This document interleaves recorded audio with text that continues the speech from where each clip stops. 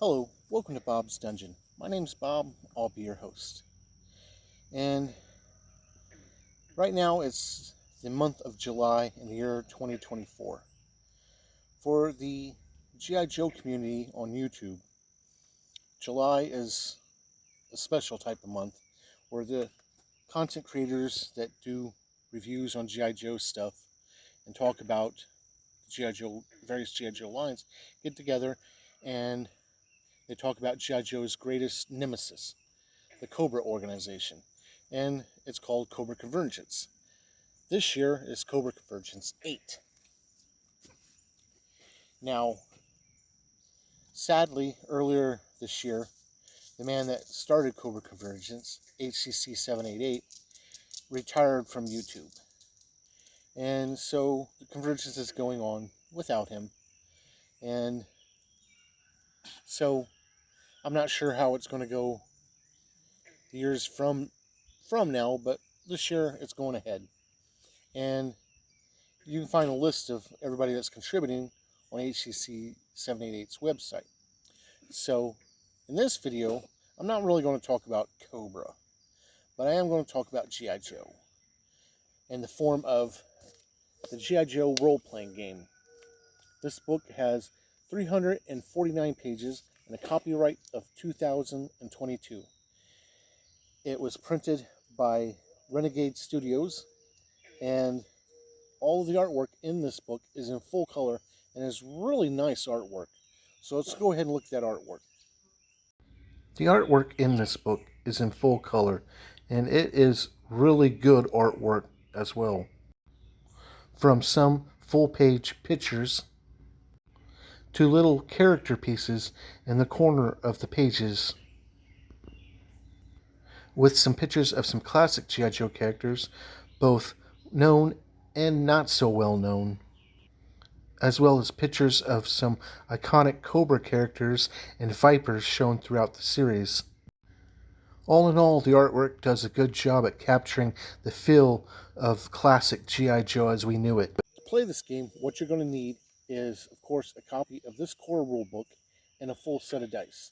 A full set of dice containing a 20-sided die, a 12-sided die, preferably two 10-sided dice for rolling both percentiles and tens, an 8-sided die, a 6-sided die, and a 4-sided die. Now, character creation in this game is pretty simple. You just pick things and it gives you what you need to know. You start off with the attributes, which in this game is called essences. And they are strength, speed, smarts, and social. You get 12 points to split up amongst them. You have to have at least 1 point in each. And after that, you'll want to pick an influence. And your influence is kind of like a background explaining where you came from, and it gives you some more stuff to add to your character. The influences are adventurer, artisan, athlete, checkered past, gearhead, green shirt, martial artist, nomad, professional, small town roots, specialist, and thrill seeker. And you pick one. You can pick two more if you want, but for each one that you pick after the first, you get what's called a hang-up, which is a hindrance to your character. After you got that, you want to pick an origin.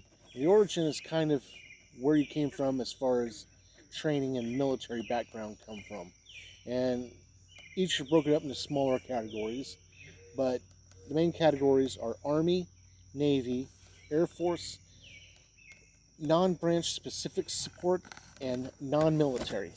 And these will give you some more essence score add-ons to your essence scores, some origin skills, some your starting health, your movement, and your languages. After that, you'll want to pick a role, and this is the role you fill within the team. This is kind of like your class. It starts at level 1 and goes all the way up to level 20. Now, the different roles you have to choose from are commando, infantry, Officer, Ranger, Renegade, Technician, and Vanguard. And they'll give you more abilities for your character, and you get more as you progress levels in these rules. But sadly, they don't have rules for multi-classing. So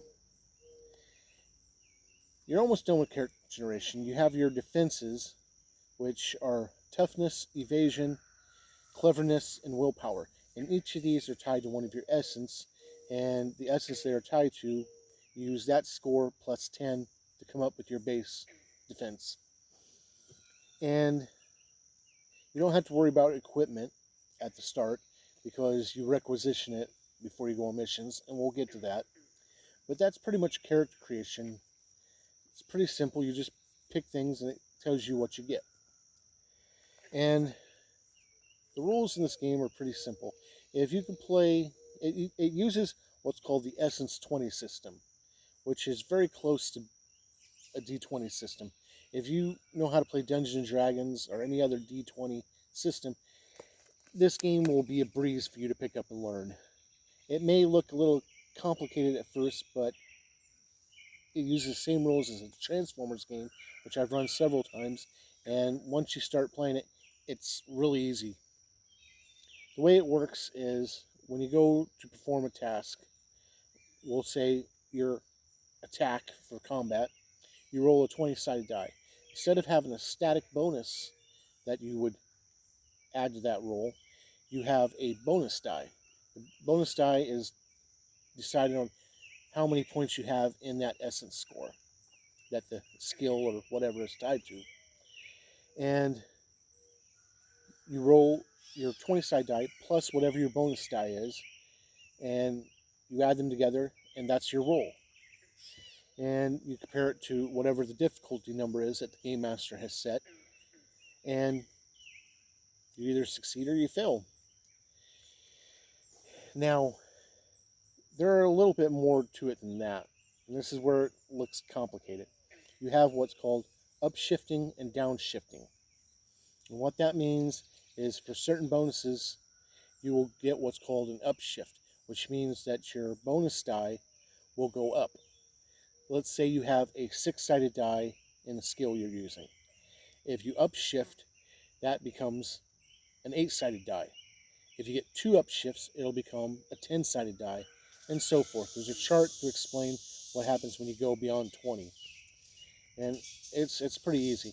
Now, if you got a negative, a penalty to your roll, you get what's called a downshift, and it works in reverse. That 6-sided die will become a 4-sided die, and so forth. You also have a system for advantage and disadvantage, where you roll 2 20-sided dice and either take the largest or the smallest, depending on whether it's an advantage or whatever. And that's pretty much it as far as the rules go. Very simple, very easy, but can look a little intimidating when you first start looking at it. But in play, it works out pretty good. Now, like I said, this rule book uses the same rules as the Transformers game that I've already talked about, that I've run a few times. I haven't had a chance to run this yet. There are also 2 other properties, toy properties, that Renegade Studios has made games for using these same rules. One is the Power Rangers, which I'm not a big fan of Power Rangers, so I'm probably going to pass on that one entirely. The other one I'm not a very big fan of, but I might get just for silliness sake, and that's the My Little Pony role-playing game. Can you imagine the crossover I could run with G.I.Joe, Transformers, and My Little Pony? That would be stupid. But it could be fun. Now, this book has everything you need to play the game. It has some write-ups in the front of the book on some of the G.I.Joe characters. Not all of them, because there would be too many to put in this book and still have room for everything else. And it doesn't give you their stats, but it does give you their attitude, what they do, and how they behave and stuff.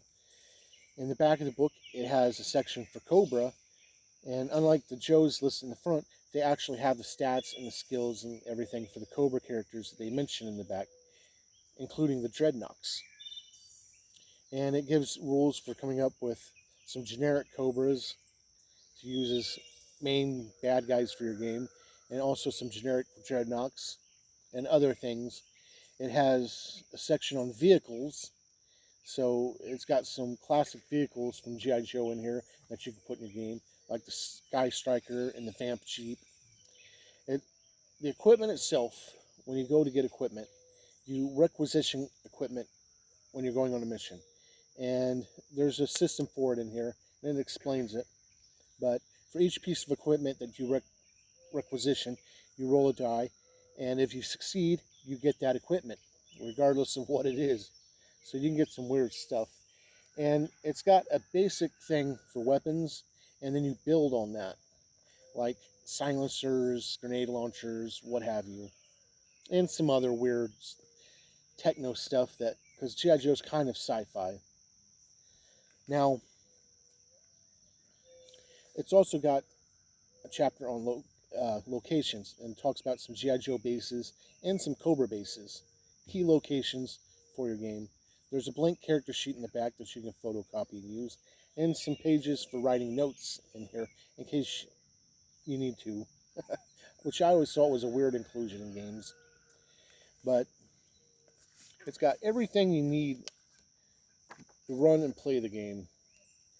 It's, like I said, it goes on levels like Dungeons & Dragons would. So you start at level 1 and you work your way up to level 20.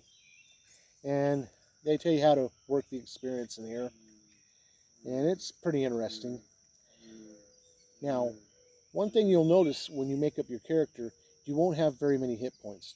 Just a few, like 2 or 3 at the most. Sometimes you'll have a little more. But most of the weapons, they'll only do 1 or 2 points of damage. So, it adds up like that. When you lose all your hit points, you're not necessarily dead. Like the Transformers game, you don't die when you lose all your hit points. You're merely defeated. Whether that be you're unconscious, captured, beaten to a pulp to the point where you can't function anymore, you're defeated. Now, there will be situations where, of course, there's no way around it and you are going to die. Like if you get hit by a nuclear missile. It's kind of hard to cheese your way out of that. But in the old G.I. Joe cartoons, nobody ever got really shot or died. So it tries to stick with that. Now, you can go grittier and have people dying right and left. It's your game, by the way. And I think I'd go for more of a comic book feel.